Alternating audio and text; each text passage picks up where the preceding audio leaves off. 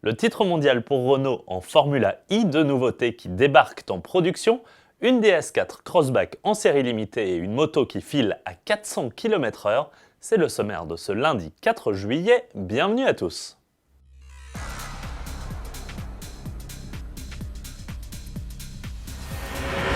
Retour pour débuter sur les résultats du week-end en sport automobile et notamment sur la Formula I qui au terme de l'E-Prix de Londres vient de sacrer le deuxième champion du monde de son histoire, il s'agit du Suisse Sebastian Buemi.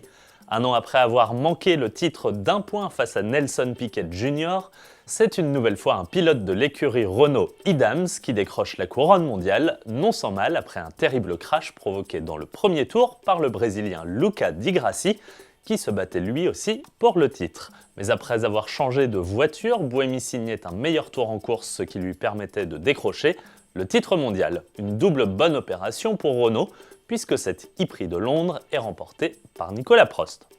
Et un petit mot de Formule 1, puisque se tenait ce dimanche le Grand Prix d'Autriche, et c'est Lewis Hamilton, parti en pole position, qui a décroché la 46e victoire de sa carrière.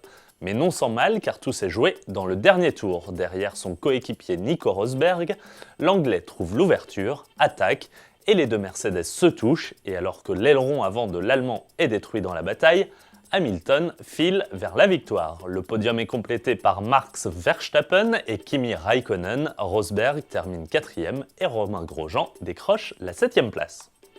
On change d'univers avec l'arrivée en production de deux nouveautés. Tout d'abord l'Audi Q2, dont les premiers exemplaires viennent de sortir des chaînes de montage d'Ingolstadt en Allemagne. C'est à côté de l'Audi A3 avec laquelle il partage sa plateforme que le nouveau SUV compact d'Audi est produit, à raison de 450 exemplaires par jour. Pour rappel, le Q2 sera commercialisé dans le courant de ce mois de juillet pour une arrivée sur nos routes dès novembre prochain.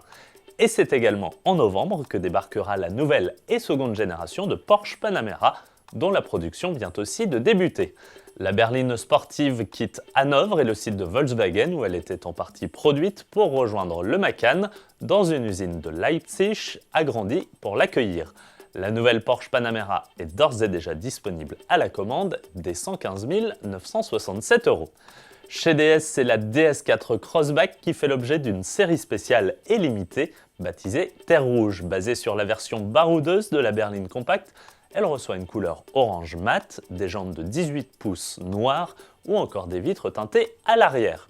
Déjà en vente, cette DS4 Crossback Terre Rouge est proposée dès 37 450 € en diesel et 36 100 € en essence. Mais attention, il n'y en aura que 500 exemplaires.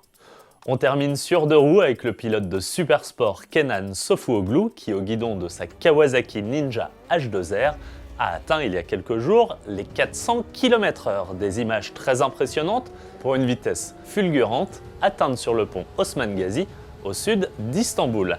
Un record qui malheureusement ne figurera pas dans les livres officiels, la H2R n'étant pas homologuée pour la route.